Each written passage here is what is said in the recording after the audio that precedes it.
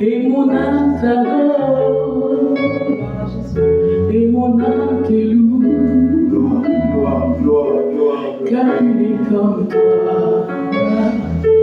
C'est un chant nouveau qui monte dans mon cœur, un cantique d'amour pour mon seul sauveur.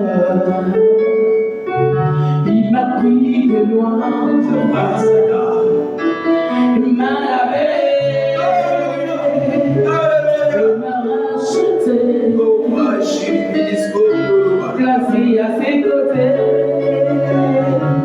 Je n'ai plus peur de rien, Parce que tu as monté ma voix. je ne crains plus rien,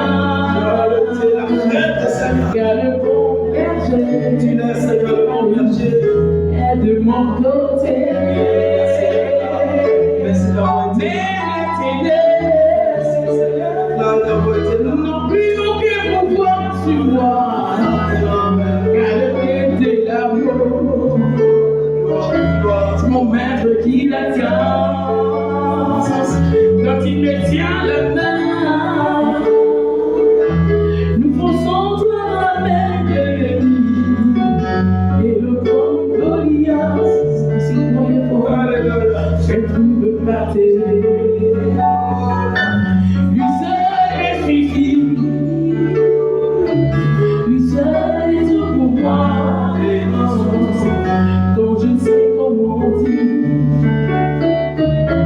Je me mets à chanter. Est-ce que tu peux dire l'Éternel est bon? L'Éternel est bon, l'Éternel est bon, l'Éternel est bon, l'Éternel est bon, il est bon pour moi. Oh, l'Éternel est bon, l'Éternel est bon, l'Éternel est bon, l'Éternel est bon, l'Éternel est bon, il est bon, il est bon, l'Éternel est bon, il est bon pour moi. C'est merveilleux, Seigneur. Si vous divine, son amour parfait, s'ils ont point d'en haut, comme la différence, je ne sais qui le fit. Et lui est mon papa, au regard d'ambiance, Merci, Seigneur Jésus. j'ai les traits du roi. Lui seul me suffit, alléluia, lui seul est tout pour moi. Donc je sais comment dire, je me mets à vivre.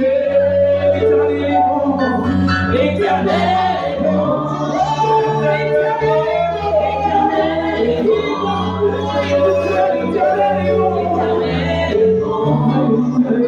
bon, il est bon pour moi. Oh, il est bon, l'Éternel est bon, l'Éternel est bon, l'Éternel est bon, il est bon pour moi, il est bon pour moi, l'Éternel est bon, il est bon pour moi.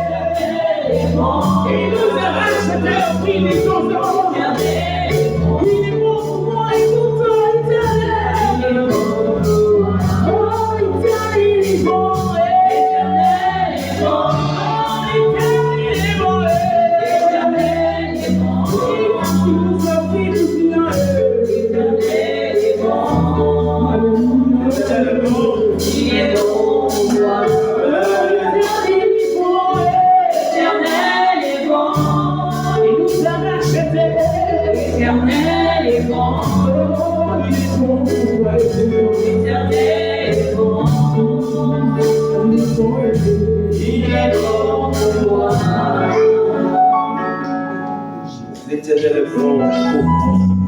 Nous allons introduire ce culte.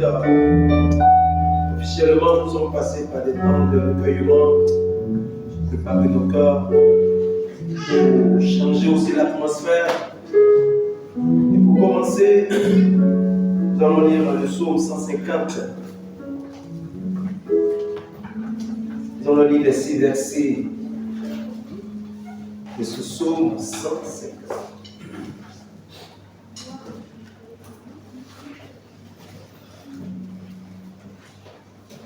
Le psaume 150. Maintenant que nos cœurs sont préparés, nous allons entrer dans notre moment encore. Et je fais la lecture. Il dit: louez l'Éternel, louez Dieu dans son sanctuaire, louez-le dans l'étendue où éclate sa puissance. Verset 2. Louez-le pour ses hauts faits, louez-le selon l'immensité de sa grandeur, louez-le au son de la trompette, louez-le avec le luth et la harpe, louez-le avec le tambourin et avec des danses, louez-le avec les instruments à cordes et le chalumeau, louez-le avec les cymbales sonores, louez-le avec les cymbales retentissantes.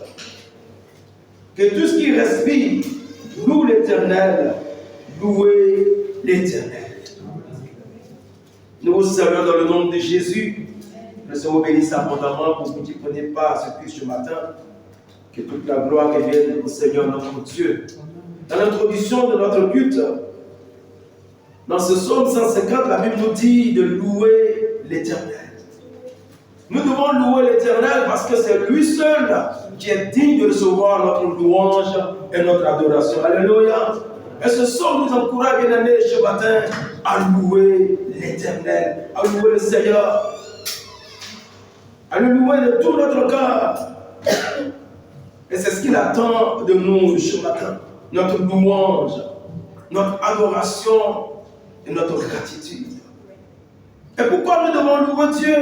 Nous devons louer Dieu parce qu'il est digne, il est grand. Qu'est-ce qu'un homme peut donner à Dieu si ce n'est la louange et l'adoration? Nous devons louer Dieu parce que nous sommes devenus enfants de Dieu. Nous étions autrefois enfants des ténèbres.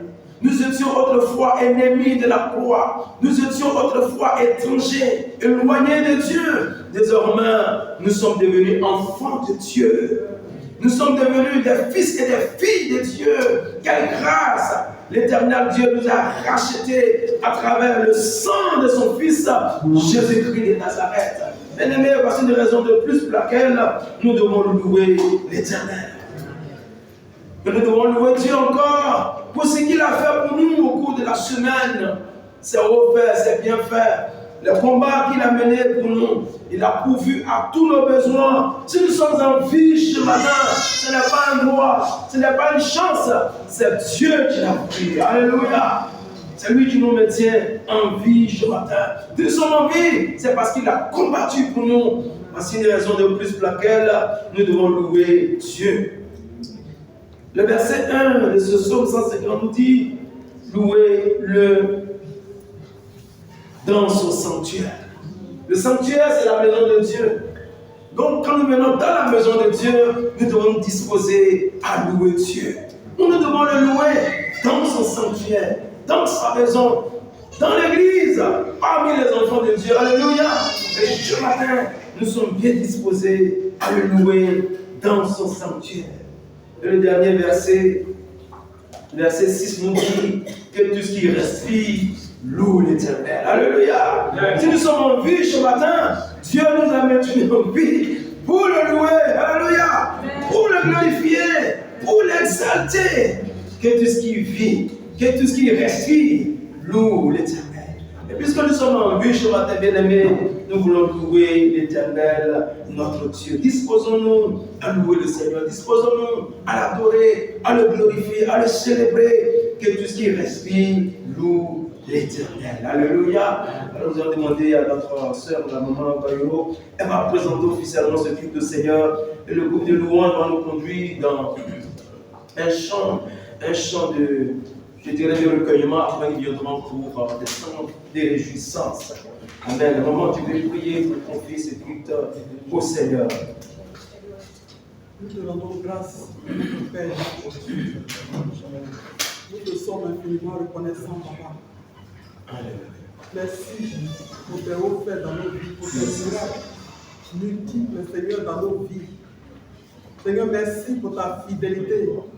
Quand bien que nous ne le sommes pas, mais toi, tu demeures fidèle. C'est pourquoi ce matin, nous voulons t'exprimer notre reconnaissance. Nous voulons te dire merci, Papa, pour la semaine que tu as rendue possible pour chacun de nous. Merci, Papa, pour ton peuple. Même pour ceux qui ne te connaissent pas, tu ne fais exception de personne, Papa. Tu manifestes ton amour, Seigneur, au-delà, Seigneur. Oh Jésus, sois béni ce matin. Merci pour, oh Seigneur, ces moments. Merci, cher Saint-Esprit, de ce que tu nous as déjà précédé, Papa. Merci de diriger toutes les choses, Papa. Tu as dit, là où 2 ou 3 personnes sont assemblées, tu es là, Papa. Ce matin, nous sommes plus que 3 personnes. Mais nous savons que nous croyons que tu es présent. Alléluia. Seigneur, c'est pourquoi nous bénissons ton Saint, cher Saint-Esprit. Nous t'invitons à prendre tout le contrôle, Papa. Seigneur, ce que tu as prévu ce matin pour ton peuple. Seigneur, dans la direction. Seigneur, dans la prédication de la Sainte, les dîmes et les offrandes. Seigneur Jésus, au niveau de la jeunesse, les femmes, les hommes, les serviteurs. Saint-Esprit, nous nous abandonnons entre tes mains. Conduis toutes choses pour la gloire de ton Saint-Nom. Et que tout ce qui ne glorifie pas ton Saint-Nom, Seigneur, soit mis dehors. Au nom de Jésus, Papa. Merci, Seigneur Jésus, de ce que tu diriges toutes choses, tu disposes toutes choses. Conduis ton peuple dans l'adoration vraie. Que tout ce qui est distraction soit vaincu ce matin. Merci, Saint-Esprit, au nom puissant de Jésus. Amen. Amen. Merci à notre maman. Que le Seigneur bénisse le peuple de Dieu. Est-ce que vous êtes là ce matin? Est-ce que quelqu'un est là pour Jésus ce matin? Est-ce que quelqu'un est là pour des joies, des victoires? Que le nom du Seigneur soit loué. Nous le louons ensemble ce matin. Glorifiez le Seigneur. Acclamez le Seigneur. Exaltez le Seigneur. Glorifiez Jésus. Gloire à Jésus. Gloire à Jésus. Notre culte se poursuit. Nous allons laisser toute la place au pasteur Firmin. Il viendra et c'est lui qui va nous apporter la parole. Que Dieu bénisse son serviteur. Nous vous disons bonjour. Dans le nom de notre Seigneur et Sauveur Jésus. Amen. Priez le Seigneur. Seigneur, merci pour l'occasion que tu nous donnes d'être là et surtout de partager la parole de Dieu. Je suis heureux que tu aies un peuple merveilleux ici en France et surtout dans cette église. Et que c'est toi qui bâtis ton œuvre. Merci pour ceux que tu as disposés en ce jour pour que nous puissions te rendre un culte raisonnable. Que l'honneur et la gloire te reviennent. Amen. Je voudrais vous inviter à prendre vos Bibles. Nous allons faire 2 lectures. Notre première lecture se situe dans 1 Pierre chapitre 4, à partir du verset 17. Et notre deuxième lecture se situe dans 2 Thessaloniciens chapitre 2. Et nous commençons à lire à partir du verset 1er.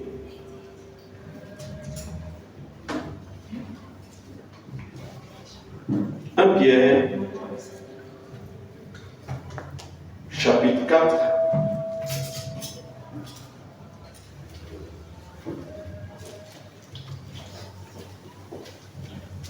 pour mieux nous situer, on va commencer à lire à partir du verset 12, que je lis. J'ai la version parole vivante. Mes chers amis, l'épreuve a fondu sur vous comme un feu de brousse. Mais n'en soyez pas surpris, comme s'il vous arrivait quelque chose d'anormal. Elle éprouve et purifie votre foi. Au contraire, réjouissez-vous, car plus vous participez aux souffrances de Christ, plus vous exulterez de joie quand il paraîtra dans sa gloire. Si l'on vous insulte parce que vous portez le nom de Christ, considérez-vous comme bienheureux, car alors l'Esprit de Dieu gage de votre gloire future repose sur vous.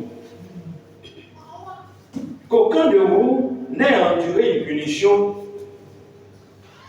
parce qu'il aurait tué, volé, ou commis quelque autre méfait, ou encore parce qu'il serait mêlé à des affaires d'autrui. Mais si quelqu'un doit souffrir parce qu'il est chrétien, qu'il n'éprouve aucune honte au contraire, et qu'il fasse honneur à Dieu avec ce nom de chrétien, et lui rendre grâce de pouvoir le porter. Verset 17. Car le moment vient où Dieu jugera le monde. Or, il commencera son jugement par sa propre maison. Et s'il débute par nous, quel sera le sort de ceux qui refusent de croire à son évangile? Nous allons lire 2 Thessaloniciens, le chapitre 2, à partir du verset 1er. Si c'est trouvé, nous lisons. Je reviens sur la question du retour de notre Seigneur Jésus et de notre enlèvement qui nous réunira auprès de lui. Nous vous en prions, chers frères, ne vous laissez donc pas si facilement ébranler dans votre bon sens, ni effrayés par de prétendues révélations de l'Esprit, par les propos que l'on attribue ou des lettres qui viendraient soi-disant de nous et qui vous feraient croire que le jour du Seigneur serait imminent ou même que le Seigneur serait déjà revenu sur terre.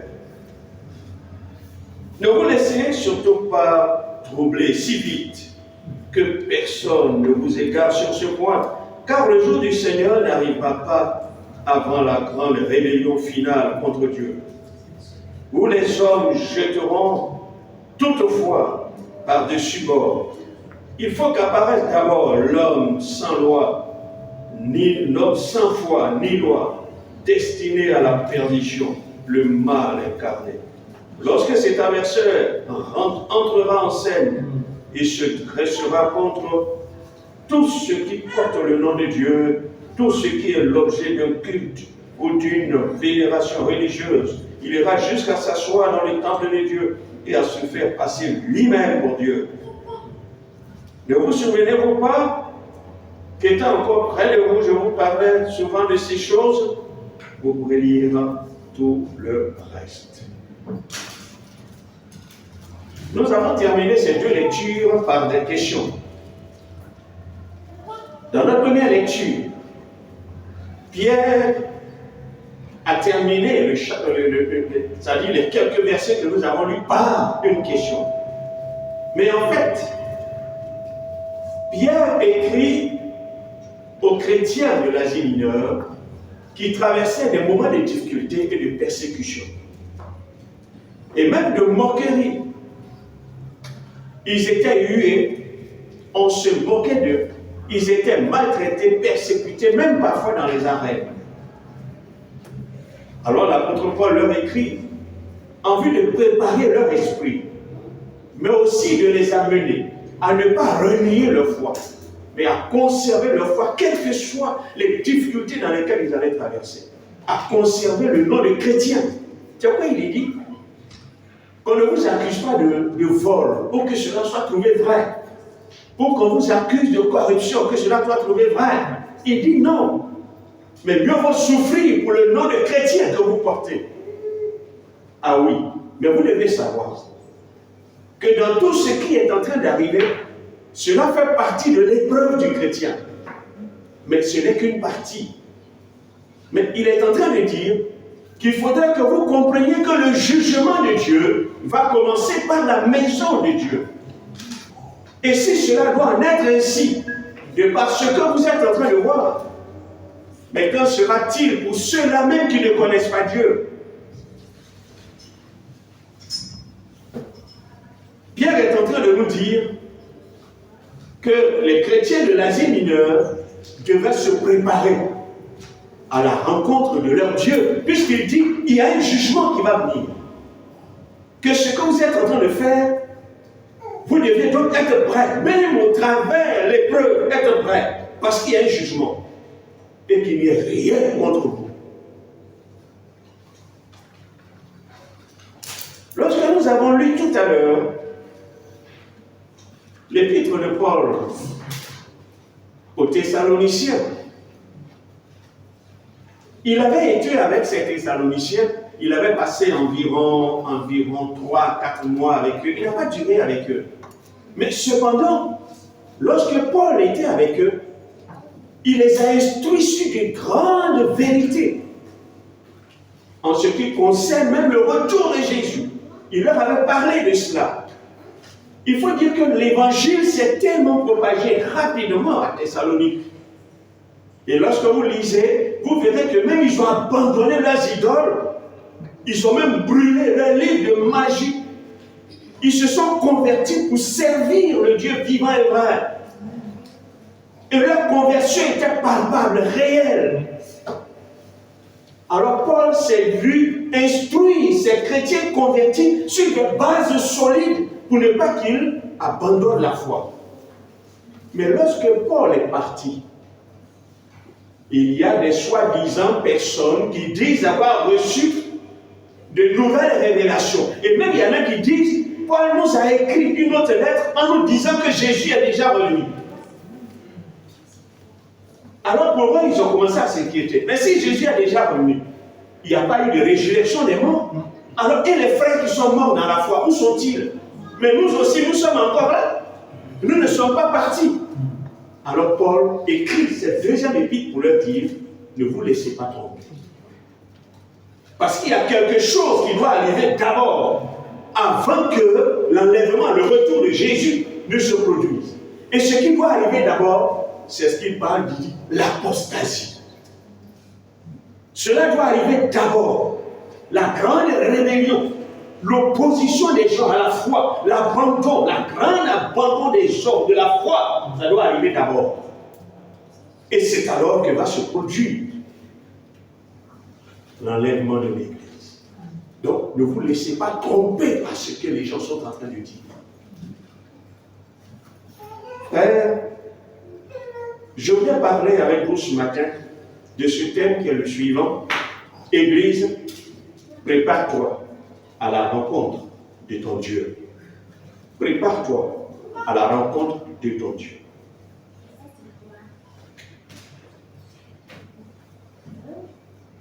Les chrétiens de l'Asie mineure, quel que soit ce qui devait arriver, ils devaient être prêts à rencontrer Dieu. Les chrétiens des Thessaloniques devaient eux aussi se préparer à la grande tribulation, sinon à l'apostasie qui viendra.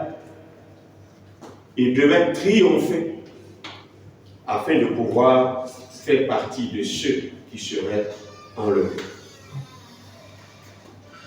Frères et sœurs, lorsque nous parlons de l'Église, on dit Église, prépare-toi.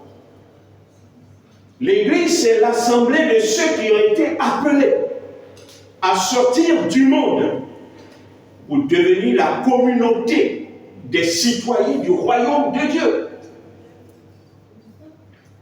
Parce qu'on devient membre de l'Église lorsque nous sommes nés de nouveau pour être membres du royaume de Dieu. Et c'est ce que Jésus disait à Nicodème. Si un homme ne naît d'eau et d'esprit, il ne peut entrer dans le royaume de Dieu. Or, à la nouvelle naissance, vous avez la marque que vous êtes converti et que vous avez été, et que vous êtes membre, sinon citoyen du royaume de Dieu. Parce qu'en effet, Jésus est venu. Il est venu pour nous entraîner à une vie du royaume de Dieu. Si vous voyez l'évangile, il est question de l'évangile du royaume. La bonne nouvelle du royaume. Et si donc, par la nouvelle naissance, nous devenons citoyens du royaume de Dieu. Désormais, nous sommes sous une coupole. Jésus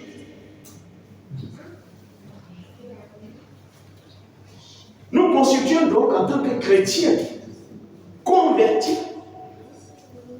et je pourrais même dire, ayant la vie de l'esprit, parce que le verset 7 de Jean, chapitre 3, nous dira ceci: celui qui est né de l'esprit, il est comme le vent qui souffle, on essaie d'où il vient, d'où il va, ainsi est sa vie, ce qui veut dire, il vit une vie de l'esprit. Il est conduit par l'Esprit de Dieu, il est dirigé par l'Esprit de Dieu. Et c'est ce que l'apôtre Paul va confirmer dans Romains 8, le verset 14. Ceux qui appartiennent à l'Esprit, qui appartiennent à Dieu, ont reçu le Saint-Esprit, la marque de l'Esprit de Dieu. Et désormais, leur vie est conduite par le Saint-Esprit. Vous comprenez alors que c'est cette Église, cette communauté de frères et de sœurs sortis du monde pour constituer la communauté des citoyens du royaume. C'est à ceux-là, sinon c'est ceux-là qui doivent se préparer à rencontrer le Seigneur.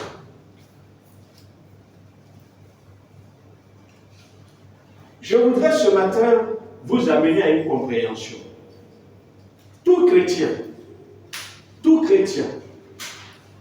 tout membre de la communauté des citoyens du royaume de Dieu doit être prêt à rencontrer le Seigneur. Mon objectif ce matin, c'est d'amener les chrétiens que nous sommes dans ces temps qui sont les derniers à nous préparer. Parce qu'il y a ce qu'on appelle l'Église qui naissent de partout. On ne sait plus qui est quoi. Mais cependant, il y a une réalité qui vient. Il y a beaucoup de messages que nous entendons d'ici, de là, sur les réseaux sociaux, des gens qui apparaissent avec de nouvelles doctrines, de nouvelles révélations, mais nous amener à savoir que nous allons vers une finalité et que chacun se prépare. Surtout en Europe où vous êtes, comme aux États-Unis, il y a tellement de choses et les choses vont vite. Que nos yeux s'ouvrent pour que nous soyons de ceux qui sont prêts à faire partie de ceux qui seront enlevés. Il n'y aura pas deux convois, il y aura un seul convoi. Vous avez raté et vous l'avez raté.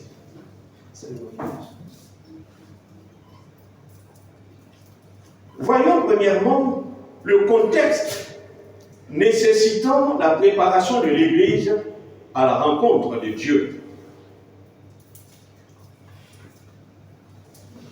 Lorsque nous avons lu tout à l'heure 2 Thessaloniciens, le chapitre 2 et le verset 3, il nous parle un temps d'apostasie. Et c'est un temps qui va préparer, qui précède du moins l'enlèvement de l'Église. Il y a des gens qui disent qu'il va y avoir un grand réveil. Je n'en disconviens pas. Il y a des gens qui vont dire qu'il va y avoir la puissance de l'Esprit qui va être déversée. Je n'en disconviens pas. Mais j'ose croire que nous sommes entrés dans les temps qui sont les derniers, lorsque le jour de la Pentecôte, le Saint-Esprit est descendu. L'apôtre Pierre a cité Joël chapitre 2. Ce qui veut dire, à partir de la Pentecôte, nous sommes entrés dans les temps qui sont les derniers. Le Saint-Esprit a été répandu. Je ne sais pas quelle manifestation de l'Esprit nous attendons encore. Mais ici, l'apôtre Paul nous dit que ce qui précède l'enlèvement de l'Église, c'est un temps d'apostasie. C'est-à-dire, l'Église va connaître un temps d'apostasie et l'Église va apostasier. Que veut dire le mot apostasie? D'abord, je vais éviter plein de mots, tout ça. On va faire sortir seulement que les définitions pour que nous puissions comprendre. Si d'abord on le découpe à partir de l'étymologie, apo indique l'éloignement de. Épistase signifie action de se tenir à l'écart, s'écarter ou s'éloigner, renoncer, abandonner, faire même défection. Ce qui veut dire, dans les temps qui seront les derniers, qui sont les derniers, chrétiens vont s'éloigner. S'éloigner de quoi? De la vraie doctrine, de Jésus. Comme le Seigneur va prendre la parabole du denier qui est perdu et qui est tombé. La drachme, du moins perdue. La drachme se perd où? Dans la maison. Elle est tombée, roulée pour rentrer en dessous du lit. Il y a des gens même qui vont retrograder dans l'église, abandon de la foi dans l'église, régulier dans l'église, mais pourtant, ils s'éloignent de la personne du Seigneur.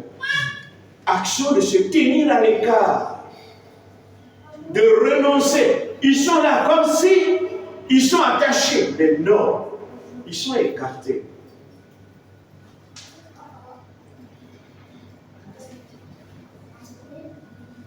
C'est pourquoi l'apôtre Paul dit que personne ne vous séduise d'aucune manière. Mais il dit, l'apostasie va arriver quand même.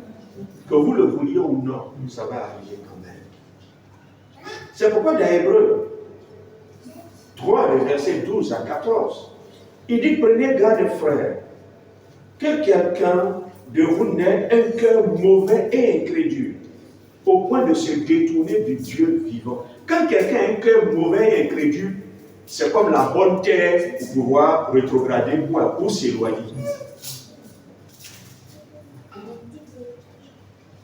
Quand vous lisez Luc chapitre 8, le verset 13, il dit, mais eux n'ont aucune racine et croient pour un temps, mais ils abandonnent au moment de la tentation, c'est-à-dire des gens qui sont convertis, mais ils n'ont pas de racine.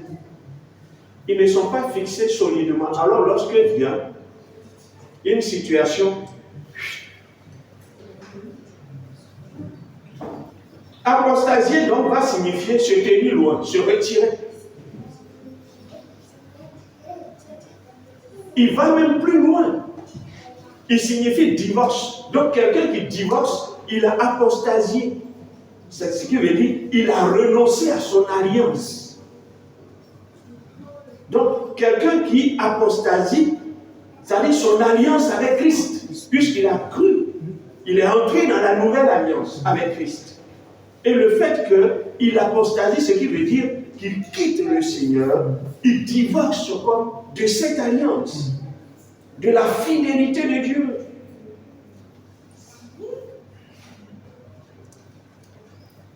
Au regard de plusieurs définitions, nous pouvons dire par exemple qu'une église apostate ou bien un chrétien apostate, c'est quelqu'un ou une église qui a abandonné la foi.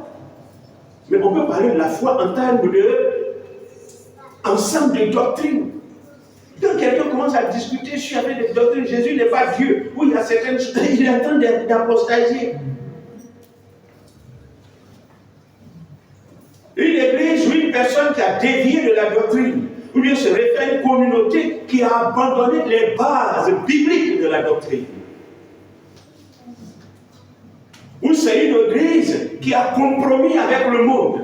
Oh, on vient introduire le monde. Non, dans le monde, ils font ça. On introduit le monde dans l'église. Lorsque le monde rentre dans l'église, l'église est en train d'apostasier. Une communauté chrétienne qui a compromis ses valeurs, ou les valeurs chrétiennes avec les pratiques du monde au point de perdre son identité chrétienne. Quand vous entrez peut-être quelque part, vous allez voir chrétien ou chrétienne avec les cheveux attachés ou bien quoi que ce soit, plein de choses mis à nu. Attends, on se demande si c'est un rassemblement de païens ou bien de chrétiens. Même l'apôtre Paul dit que les femmes doivent faire profession et doivent s'habiller comme celles qui font profession de servir Dieu. Donc, ce qui veut dire, il y a les femmes qui se distinguent. Ou bien il y a une manière de se comporter.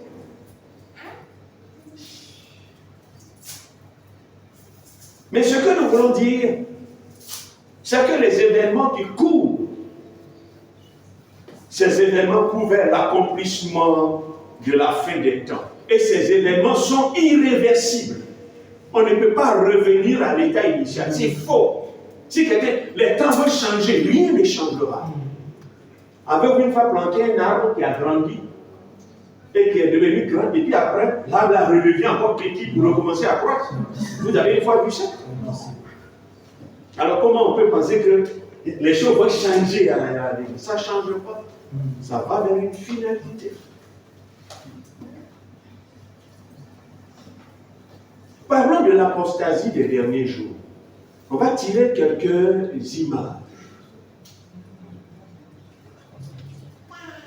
Voyons quelques signes généralisés de la chrétienté. Si vous lisez Matthieu 24, verset 12, il est question de l'accroissement de l'iniquité. L'iniquité en tant que concept désigne une violation de la loi, un état de désordre moral et même d'injustice. Quand vous regardez la société, un désordre moral, la manière de vivre des gens, il n'y a plus les normes même qui sont respectées. L'iniquité peut également être associée au rejet des principes moraux et spirituels. Parfois même les principes spirituels, on n'a plus besoin de ça. On ne veut plus les principes spirituels. Pourquoi? Parce que les gens, si on veut trop être comme ça, les gens ne vont pas se convertir. On va pervertir les principes spirituels. Mais attends, ce n'est pas Jésus que vous trompez. L'iniquité, c'est ce qui rend le cœur tortueux et l'entraîne dans le faux raisonnement. Malgré qu'on est dans le faux, mais on raisonne comme si on est dans la vérité. L'iniquité légalise le mal qui s'est déguisé en bien pour le rendre recevable et acceptable. L'accroissement de l'iniquité va influencer profondément les valeurs morales, au point où les valeurs nobles vont tomber et même combattues. Lorsque vous vous comportez bien, oh mais toi tu dis quoi? C'est toi qui es spirituel, quoi. C'est toi qui es devenu comme ça. Attends, tu deviens un problème. Parce que, comme quelqu'un disait, dans un village où tout le monde marche sur la tête, et toi tu viens, tu marches sur tes deux pieds. Ah, toi tu es comment? C'est toi qui marches sur tes deux pieds qui est mauvais. Puisque là, tout le monde marche sur la tête. Donc on trouve anormal que toi tu marches avec tes deux pieds. La charité du plus grand nombre se refroidirait à Matthieu 24, verset 12. C'est la conséquence directe de l'accroissement même ou de la dégradation des mœurs. Attends. Si le mal s'accroît, influence la justice, ou l'injustice se développe, et les mœurs alors se corrompent, donc d'où vient la mort de Christ? On commence à ne plus aimer Dieu. Attends, on voit que le pays s'enrichit. Bien déjà, il vient à l'église, il est bien chaud comme moi, mais il vit mal et puis il procède de certaines manières, il s'enrichit. Moi, je suis là, je me sanctifie, et moi, je n'ai rien. Qu'est-ce qu'il fait? Alors, les valeurs se corrompent. Et moi, j'ai fait comme lui. Et puis, il vient à l'église, et parfois, d'un faux semblant même, il prophétise. Aïe!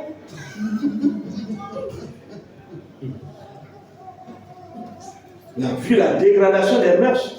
L'église va être touchée, je vous assure. L'église est touchée. Parce qu'il y a des choses que vous voyez et qui sont là. Il va se créer une atmosphère difficile dans l'église et parfois même un manque de confiance. Et c'est dans cela, 1 Timothée 4, verset 1 dit, certains abandonneront la foi pour s'attacher à des esprits trompeurs. Nous sommes entrés dans une ère où les chrétiens n'ont pas l'habitude des réels. Celui de vérifier la parole de Dieu. Ce que le pasteur dit là, est-ce que c'est vrai? Ou celui qui prêche là, est-ce que c'est vrai? Non. Même quand quelqu'un a fait de prêcher, a fait de mentir, on dit prêche! Prêche la parole! Pourquoi? Parce que c'est ce qui nous arrange un peu. Prêche! On ne prend même pas le temps d'examiner.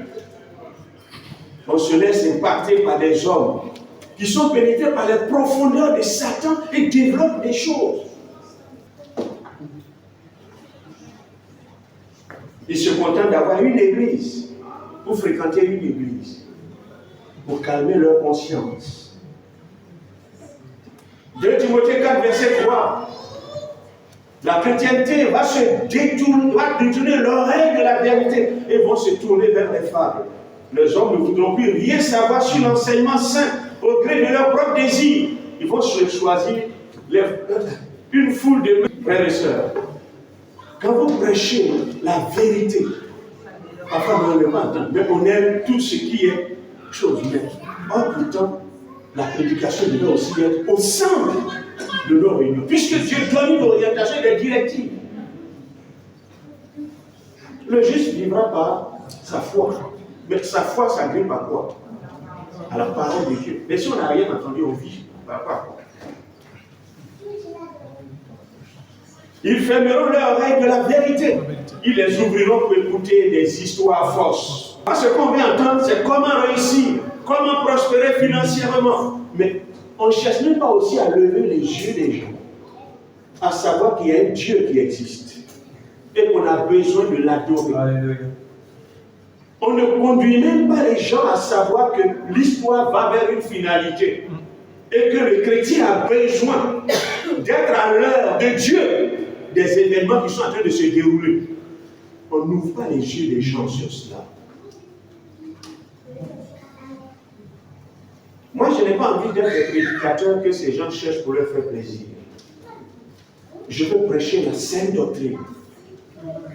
Je ne veux pas passer du temps à faire rire, mais je veux passer du temps avec des gens pour qu'ils réfléchissent. Amen.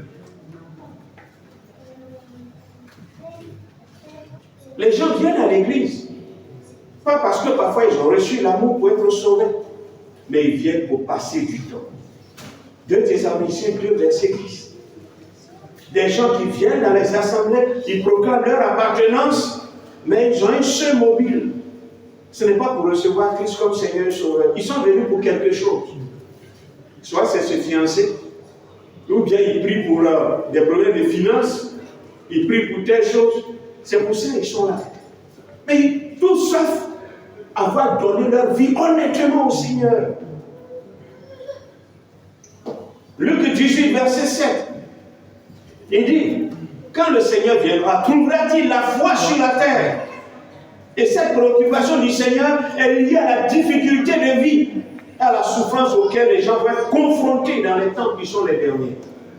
Les temps qui sont les derniers vont être difficiles. Même pour aller faire un papier, il te faut l'argent.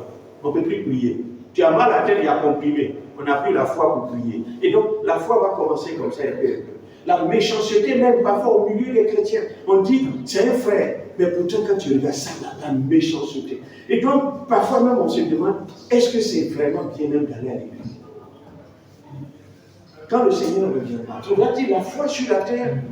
Des gens qui sont encore capables de vivre selon la parole de Dieu? Ça sera difficile. Surtout, nous sommes dans un temps de difficulté et de souffrance. La capacité à compter sur Dieu, en vertu de tout, où la foi triomphe. On commence à ne plus voir cela. La foi expressive, c'est-à-dire la foi traduite dans la réalité. Non, on ne voit plus cela. Mais on est passé de la foi au doute et du doute à l'incrédulité. On prêche une religion, mais on est un incrédule fin. On est là, on ne croit rien à tout ce qui se fait. Quand vous voyez l'église de Laodicée, c'est une église qui nous interpelle comme une église des temps de la fin. Lorsque déjà, dans 2 Timothée 3, le verset 2, l'apôtre Paul dit, ils seront amis de l'argent. L'amour de l'argent n'est pas quelque chose de nouveau. Mais cependant, quand vous voyez l'église de Laodicée, chapitre 3, verset 10 de l'Apocalypse, l'église dit, je suis riche, je me suis enrichi, je n'ai besoin de rien. Nous serons à une ère où l'église sera riche. Parce qu'on a des enfants de l'école de dimanche qui se sont convertis, qui travaillent, ils sont dans l'église. On a des frères qui travaillent et qui font certaines choses, qui sont dans l'église. L'église a atteint un stade de richesse. C'est un temps où on a des méga-églises, des giga-églises. C'est la période dans laquelle nous sommes. Où l'église dit, je suis riche, je me suis enrichi, je n'ai besoin de rien. Où il y a des chrétiens qui sont des milliardaires, des chrétiens millionnaires, nous en avons. Je suis riche, je n'ai besoin de rien. Nous sommes la génération où l'église est entrée dans sa phase de richesse et d'enrichissement. Écoutez, la prédication sur la richesse, sur le succès, la prospérité financière, c'est à l'époque.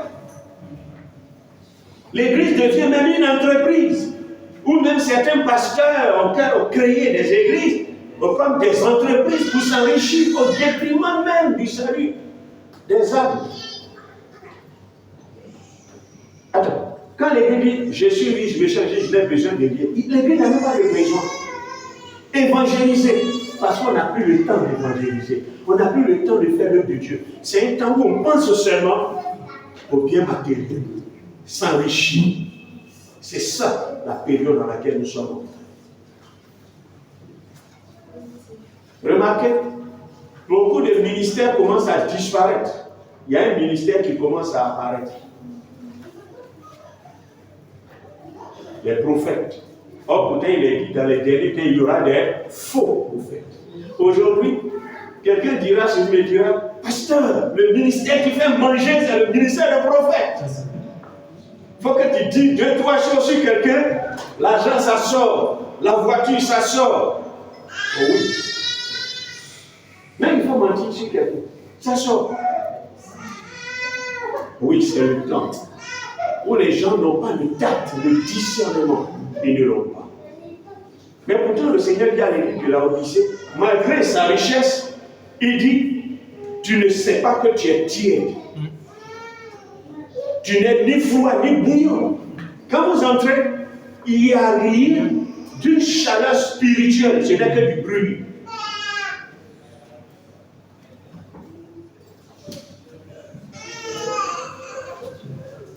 Mais le Seigneur dit ceci, sache que je te vomirai de ma bouche, parce que tu n'es ni bouillant et tu n'es ni froid. Il faut que l'Église y réfléchisse, parce que nous sommes dans les temps de la fin. Parce que lorsque l'Église n'est ni païenne, elle n'est ni chrétienne, le Seigneur n'en a pas besoin. Vous voyez, même aujourd'hui, il y a pas même un faux réveil. J'ai dit, c'est un faux réveil. Des gens, comme si c'est Saint-Esprit, non pas la langue, mais pourtant il sort là, sa vie n'a pas changé. Elle vit la publicité, elle est encore colérique, elle est encore méchante, ou bien il est encore méchant, tout ça. Ça c'est Saint-Esprit. Pourtant on commence à prier, ils font ça, ils vont tomber, et tout ça. Tu finis de tomber, et puis après tu es comme. Même chose. Le Saint-Esprit ne peut pas changer quelqu'un, transformer la vie de la personne. Mais non, c'est un faux réveil, un constat de faux réveil visible dans plusieurs programmes. Et les gens ils crient comme ça, et puis après, rien. Aucun changement, aucun abandon de vie de péché, aucune repentance sincère. Et c'est dans une période comme ça, on est rentré. Faites un programme. Et il y a des gens qui savent utiliser l'effet, c'est-à-dire de cette atmosphère-là. Ils viennent, ils ont une manière de parler, une manière de faire, ils provoquent quelque chose, et puis vous voyez les gens commencent, c'est comme ça, et puis ils viennent, et puis comment ils sont tombés, et puis après, quand ils sont de là, ils ont. C'est la même chose. On est devenu une église du spectacle et du divertissement. Ou parfois les églises, j'ai dit, les jets de lumière même là, on voit même plus les personnes même qui sont là. On ne sait pas si c'est boîte de nuit ou bien si c'est église. On ne comprend plus.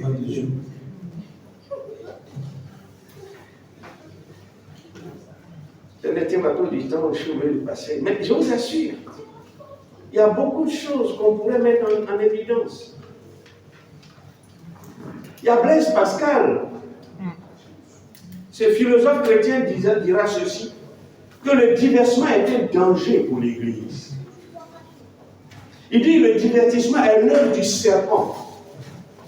Un grand danger pour la foi chrétienne. Il dit nous assistons à un monde de jeux, de danse, de divertissement et d'amusement pour arracher les hommes de l'essentiel de la foi de l'Église. Et c'est ça le divertissement. C'est un grand danger pour l'Église. On verra plus tard quoi, l'apparition, comme on appelle les TikTok, plein de programmes qui vont divertir les gens.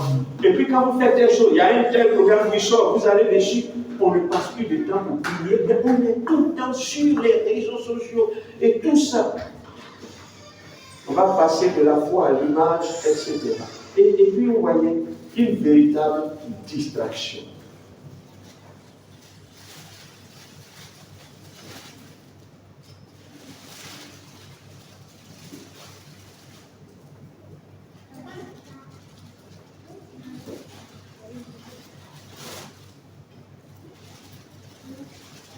Vous voyez, l'église d'aujourd'hui, un élément que je vais souligner, quand vous lisez 2 Timothée 3, le verset 8 à 9, l'apôtre Paul dit, de même que Jambres et Jannes s'opposèrent à Moïse, de même ces hommes s'opposent à la vérité, étant corrompus d'entendement, réprouvés en ce qui concerne la foi, mais ils ne feront pas de plus grands progrès, car leur folie sera manifeste pour tous, comme le fut celle de ces 2 hommes. Jambres et Jannes étaient 2 magiciens qui se sont opposés à Moïse lorsqu'il était arrivé en Égypte. Lorsque Moïse a jeté son bâton qui est devenu un serpent, et il s'est trouvé que Jannes et Jambres, eux aussi ont jeté leur bâton, et puis c'est devenu un serpent. Mais le serpent de Moïse a avalé les 2 serpents. Mais qu'est-ce que Paul est en train de dire ici? Pourquoi dans notre contexte du temps présent, il parle de Jannes et de Jambres? Il était en train d'attirer le regard pour dire que dans les temps d'apostasie de la fin, puisque l'esprit n'est plus agissant, les chrétiens ne sont plus vigilants. Comme dans comment on appelle, la semence de l'ivraie, les gardiens dormaient, et puis l'ennemi est venu semer l'ivraie. Et donc, en ces temps de la fin, vont s'infiltrer même dans l'église des magiciens, des personnes occultes. Ils seront même parfois des responsables de départements, parfois même anciens diacres. Il y en a même qui seront même parfois pasteurs. Mais il y a des parlants en langue qui ne sont que des copies. Ce n'est pas la réalité. Mais attends, est-ce que Jannes et Jambres, leur bâton n'est pas devenu serpent? C'est vrai. Seulement que c'est le serpent de Moïse qui a avalé les 2 autres. Donc, ce qui veut dire qu'il y a des actes qui sont des actes réels. Ça y est, là, c'est évident. Nous sommes entrés dans une ère où ce serait une ère de confusion. Il faut du discernement pour que vous sachiez là où se trouve le faux.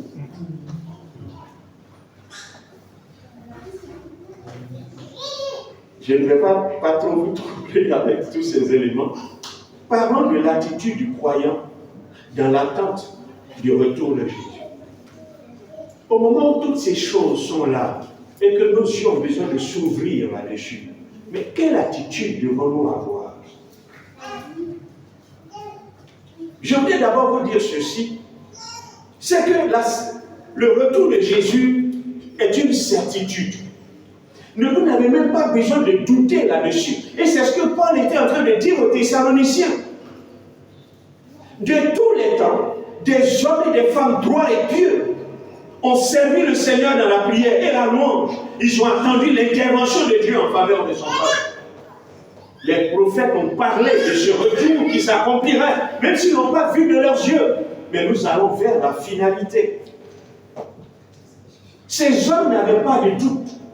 Mais si ce qu'ils ont prophétisé s'est réalisé et qu'il ne reste que ces éléments, ce qui veut dire que ce qui reste va se réaliser.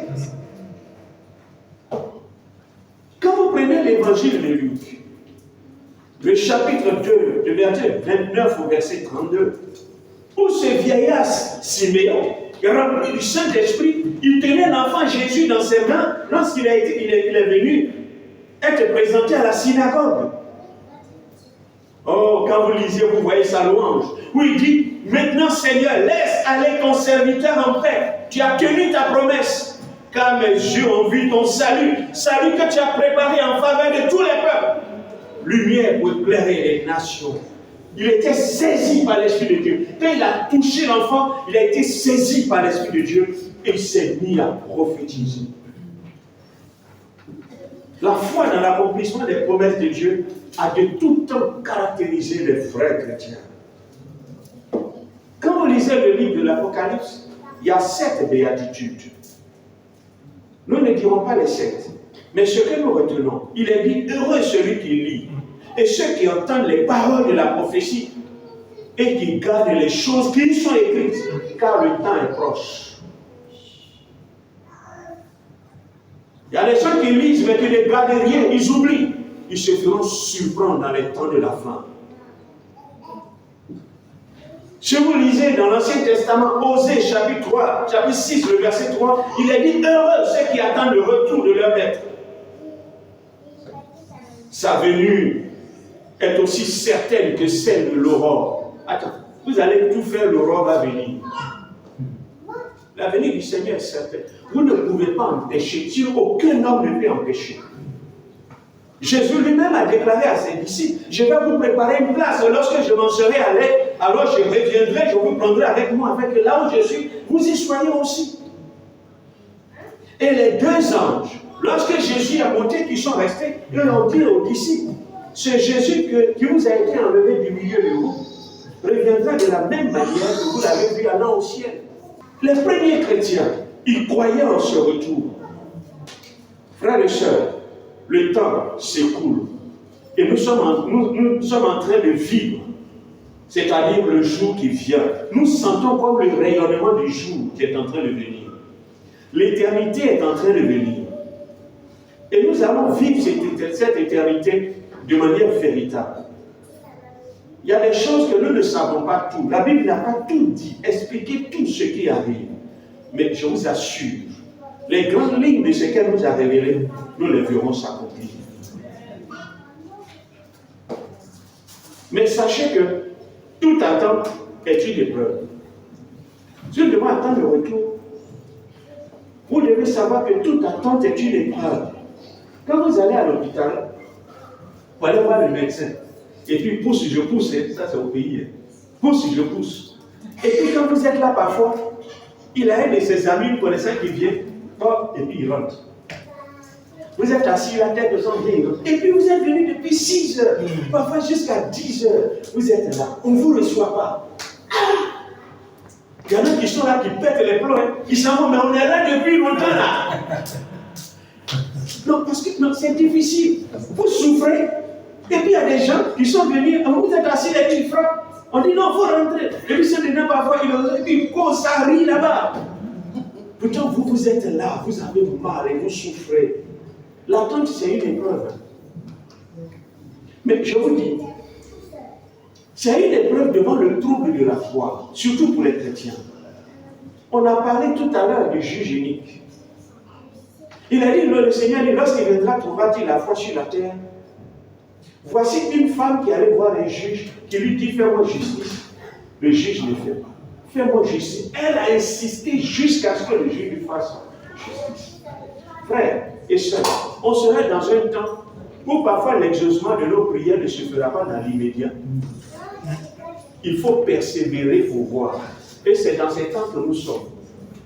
Parfois vous priez, il n'y a pas de résultat. Vous priez, il y a beaucoup qui sont découragés parce qu'ils ont prié, il n'y a pas eu de résultat, ils ont abandonné. Non, le Seigneur nous dit, dans l'histoire du juge unique et de cette femme veuve, qu'il n'était pas prêt à lui faire droit, il nous montre que ce serait le temps de la femme. Ce sont ceux qui persistent, ce sont ceux qui persévèrent dans la prière qui verront le résultat. Il y a autre chose. Devant le paradoxe de la foi, ça dans le temps d'attente, il est question de la parabole du blé et de l'ivraie. Ce qui veut dire dans l'église, bons chrétiens, mauvais chrétiens seront ensemble.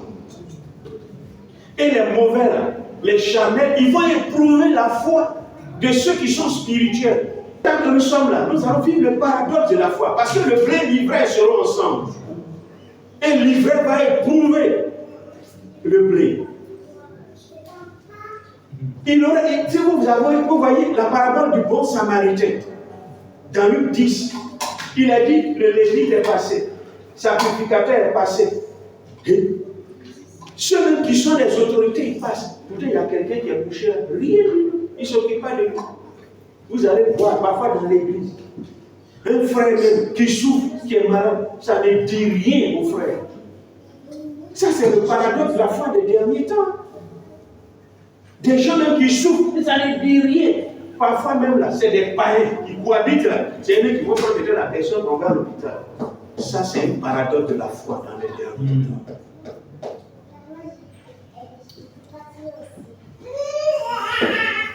La parabole des talents, ça c'est aussi dans les derniers temps. Il y a des gens qui ont reçu des talents, mais qui ne les mettront pas au service de Dieu. Ils vont se plaindre tout le temps. Parce qu'ils auraient bien voulu avoir tel talent ou tel talent. Et qui seront dans l'église ne serviront pas. Ils vont cacher leur talent. Oh frères et sœurs, je vous assure, c'est le paradoxe des temps de la fin.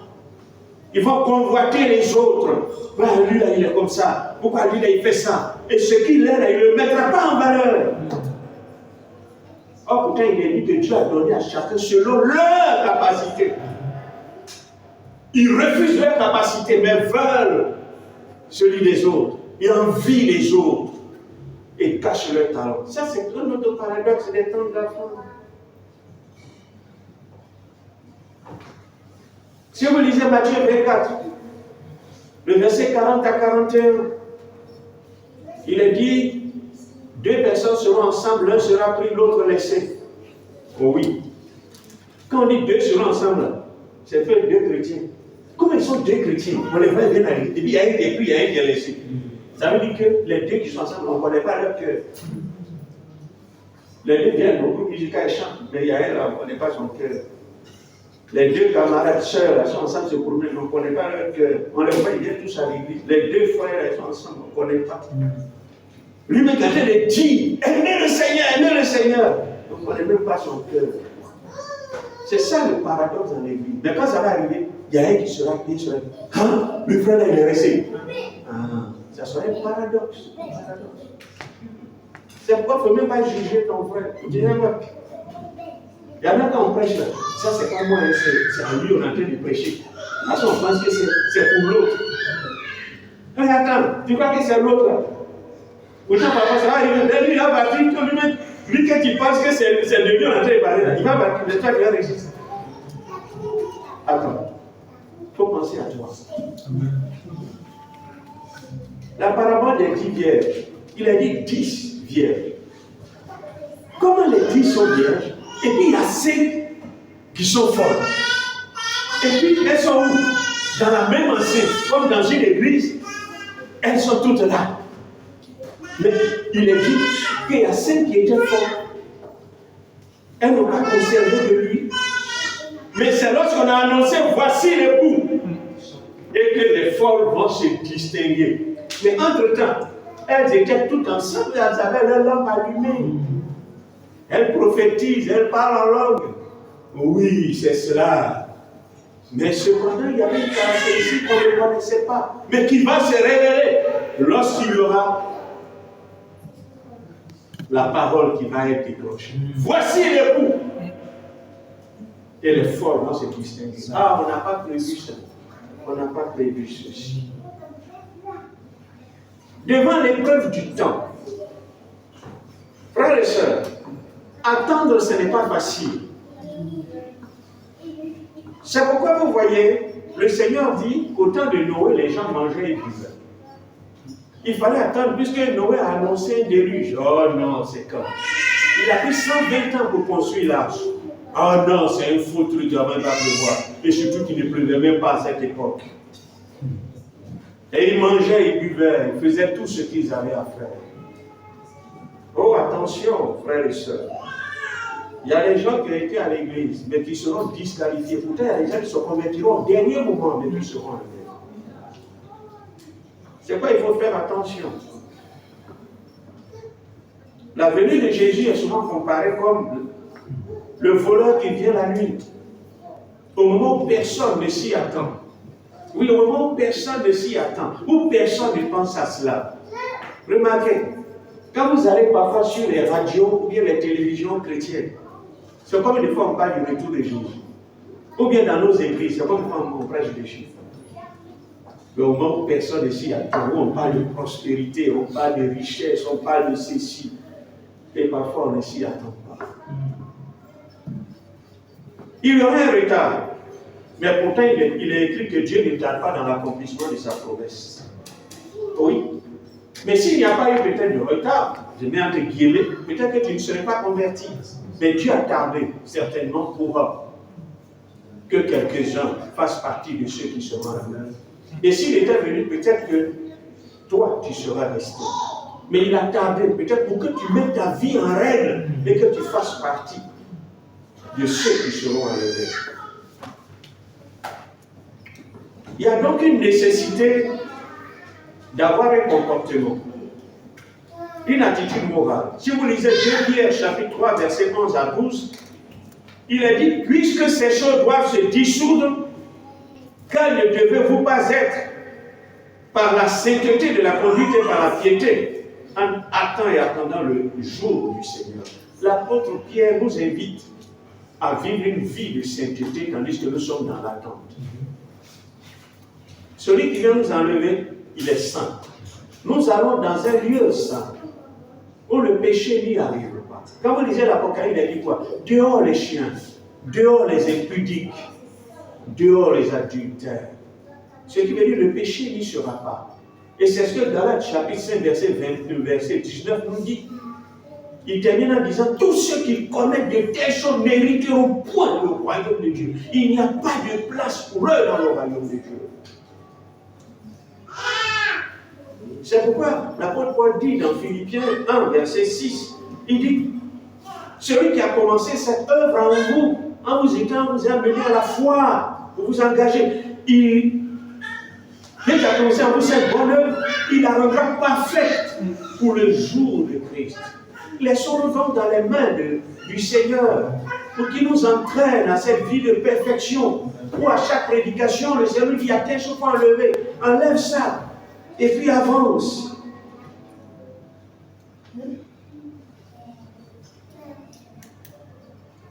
Il faut sortir de la vie de légèreté.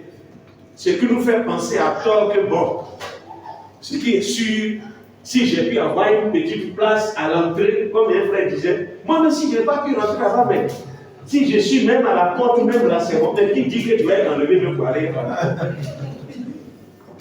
Il n'y en a pas. Il n'y a pas de règlement rester à la porte. Oui, il y a des gens qui vont se décourager et le découragement saisit certaines personnes au point où ils commencent à relâcher.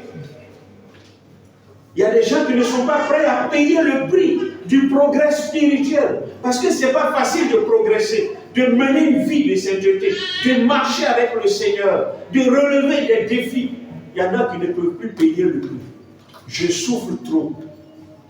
Et il y en a qui sont prêts de lâcher. Je te dis, non, ne lâche pas. Accroche-toi à la fidélité de Dieu.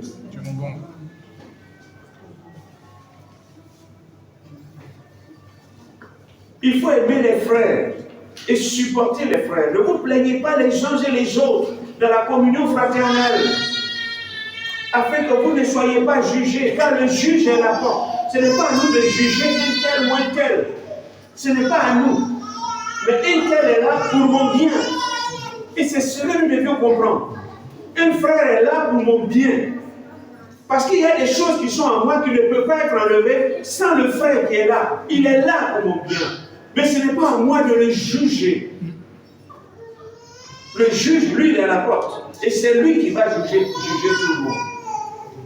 Une autre attitude, il nous faut être patient.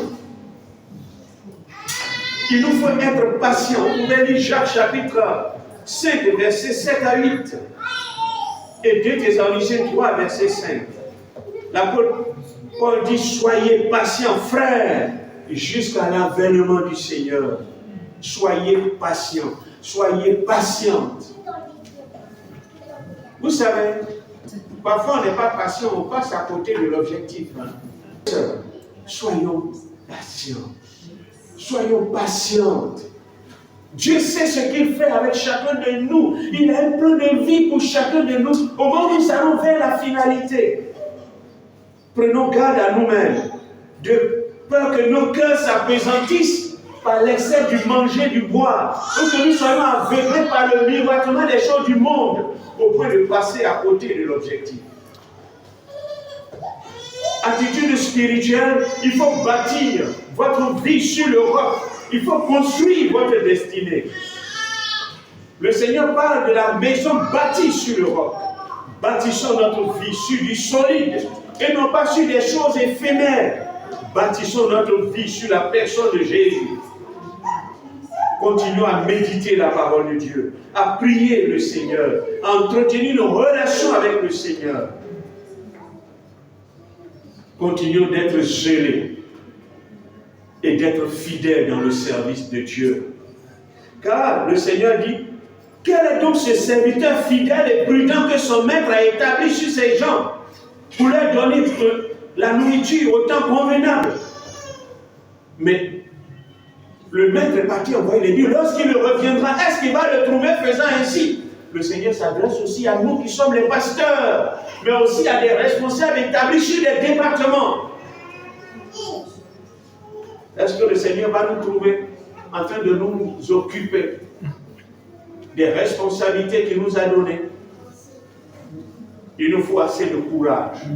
Si je vous dis que marcher avec Dieu c'est facile, ce n'est pas facile. Il faut beaucoup de courage. Ma soeur, sois courageuse. Mon frère, sois courageux. Amen. Vous pourrez lire Matthieu 24, versets 6 à 13. Dans les temps qui sont les derniers, il nous faut plus de consécration. Puisqu'il est question d'un temps d'apostasie, si vous n'êtes pas plus consacré, vous allez être emporté par les vents. C'est pourquoi il faut plus de consécration. Vous pouvez lire 1 Corinthiens chapitre 7, verset 29 au verset 31. Il faut plus de consécration, plus d'attachement au Seigneur. Ensuite, il nous faut aussi conserver la révélation du Seigneur que nous avons eue. N'abandonnez pas. Il n'y a pas de nouvelle révélation. Hein. La révélation que tu as eue, agrippe-toi à ça. Il n'y a pas une autre révélation du Seigneur qui va venir. La Bible est déjà complète. Attache-toi au Seigneur et triomphe en temps d'épreuve.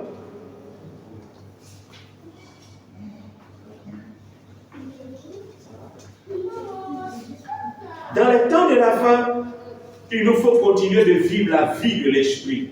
Maintenir sa lampe allumée.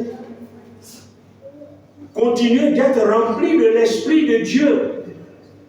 Lorsque la Bible dit à la voix d'un archange, les morts en Christ vont ressusciter. Et nous, les vivants, nous serons transmués. C'est avec une voix d'autorité. Mais cette voix va retentir où? À partir du royaume des cieux. Mais c'est ceux qui ont l'esprit de Dieu qui vont entendre ça. Sinon, ce n'est pas une trompette là, comme ça. Si on fait un bon niveau, on n'est pas dans la branche. Mais c'est dans la communion de l'esprit que tous ceux qui seront en ce moment en communion avec l'esprit de Dieu, qui entendront le son de cette voix d'autorité, qui permettra à ceux qui sont dans la tombe de sortir des tombes et des vivants d'être transmués, d'être transformés. Mais les vivants qui seront transmués, il vous faut d'abord être une nouveauté de vie. Ça, c'est d'abord, vous avez une vie nouvelle, vous êtes citoyen du royaume. Et la deuxième chose, la vie de l'esprit. Pour entendre la voix d'autorité qui va vous permettre d'être transmué. Je vous en prie, continuez de vivre la vie de l'esprit. Parlez le langage de l'esprit des temps de la fin. Parce que l'apôtre Jean dit que celui qui a des oreilles entende ce que l'esprit dit aux églises. L'esprit parle aux églises. Aujourd'hui, beaucoup de pasteurs parlent. Beaucoup de gens qui se disent pasteurs, ils parlent. Mais ce n'est pas le Saint-Esprit qui parle. Sachez discerner quand l'Esprit de Dieu parle. Dieu parle par ses serviteurs. Mais il faut être à l'écoute. Ce n'est pas tout ce que vous entendez là que c'est l'Esprit de Dieu qui parle. Il y a des gens qui sont là pour des entreprises personnelles. On crée des choses là pour pouvoir blaguer les gens. Ce n'est pas l'Esprit. C'est pourquoi il vous faut être dans la communion de l'Esprit pour discerner ces choses. Que celui qui a les oreilles entend. Apocalypse chapitre 3, le verset 20 dit: je me tiens à la porte et je frappe. Celui qui entend ma voix et qui ouvre. Frères et sœurs, nous sommes dans les temps de la fin où le Seigneur frappe à la porte du cœur et de l'oreille de chacun de nous. Mais c'est à chacun de savoir si c'est le Seigneur qui frappe et d'être capable de lui ouvrir. Frères et sœurs, vous voyez les coups qui frappent. Quand vous êtes chez vous à la maison, et puis quelqu'un de la maison vient frapper, vous savez. Si ce n'est pas quelqu'un de la maison, vous savez. Vous avez qui est là? Parce que vous savez que celui qui frappe n'est pas de la maison. Vous devez être capable de discerner les frappes du Seigneur dans ces temps qui sont les derniers. Dieu frappe par sa parole au cœur parce qu'il veut travailler dans un cœur. Il veut travailler dans une vie. Et Dieu frappe par sa parole. Il veut frapper pour qu'elle s'ouvre, pour qu'il entre dans une vie. Il veut souper avec toi, toi avec lui, te fortifier, te régénérer. Il veut te permettre alors de te préparer pour attendre son divin retour. Amen. Je conclue en disant ceci. Une femme devait recevoir un jour des gens chez elle à la maison. Elle attend, les gens ne viennent pas. Bon. Elle a laissé les choses, bon, puisque les gens ne viennent pas, elle y croyait. Et puis bon, les enfants ont continué de jouer, puisqu'elle s'est dit, bon, ils ne vont plus venir. Le temps est passé. Et puis, tandis qu'elle a repris son train-train, les enfants ont commencé à courir dans le salon, déranger les choses. Et puis, au moment où elle tournait vers un peu la fenêtre, et puis elle regarde et voit les gens qu'elle attendait là, les voilà qui viennent. Alors là, je vous assure, il fallait ramasser tout, les ranger. Comme elle était en train de se battre. Elle aurait pu attendre. Jusqu'à ce que, au moins, mais elle ne croyait plus, au moins elle a laissé tout un désordre. Le temps de ranger, elle est en train de faire. Elle ne pouvait pas finir que les gens étaient à la porte. Elle regarde, elle ne peut plus continuer de ranger, et puis elle ouvre la porte. Vraiment, excusez-moi, hein, je n'ai pas. Non, ce n'est pas une excuse. Tu savais qu'il devait la faire. Il y a des gens qui seront ainsi. La deuxième chose que je vais dire aussi, c'est une jeune fille qui devait recevoir son fiancé qui venait du voyage. Ils ont eu à parler. Ils ont échangé, elle connaissait l'horaire du vol qui devait venir. Elle était à l'aéroport, elle attendait. Et puis l'avion est venu. Les gens ont commencé à sortir. Elle était là. Et les gens sortent, ils s'en vont, elle est là. Jusqu'à ce que les pilotes eux-mêmes là sont sortis là et puis ils sont venus, elle les a vus sortir. Elle lui a demandé, vous attendez? Il a dit non, j'attends mon fiancé, il est dedans. Il dit, tout le monde est sorti. Hein? Elle dit non, il est dedans, il va venir. Il est dans ce vol là, il ne m'a pas dit qu'il a changé de vol. Il m'a dit qu'il est dans ce vol là, il va sortir. Et je suis là, je l'attends. Mais elle était teigneuse, hein? Elle attendait. Et pourtant, la plupart des gens sont sortis. Il y a eu quand même une vie, il n'y a plus quelqu'un qui sortait. Mais elle était là. Elle était en train de tourner. Jusqu'à ce que elle voit, voici quelqu'un qui vient avec des bagages et plein. Ouf, elle s'en va. Pourquoi tu as dit que non? C'est les cadeaux que j'ai payés pour toi là. Tellement bon, c'était chaud. Je devais les ranger. C'est à cause de ça que j'ai mis un peu de temps. Frères et sœurs, il y a des choses que le Seigneur nous réserve.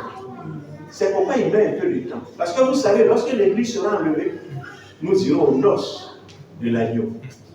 Oh, ces noces que vous ne deviez pas rater. Quand il disait ce matin, le Seigneur dit, j'en boirai de nouveau avec vous dans le royaume de Dieu. Oh, c'est en ce jour-là qu'il en boira de nouveau avec nous.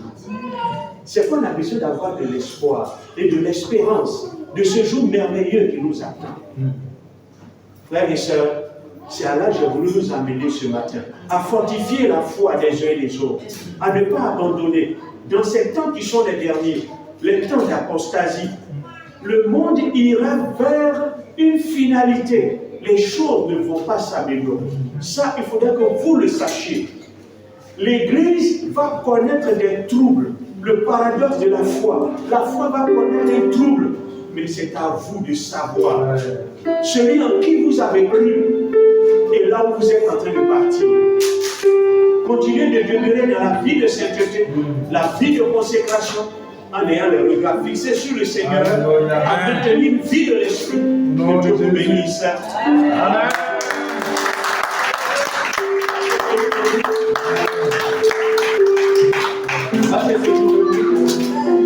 Je voudrais qu'on puisse prier le Seigneur.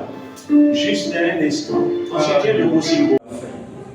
Priez pour la fin. Tenons-nous debout et je vais prier pour la fin de ce culte.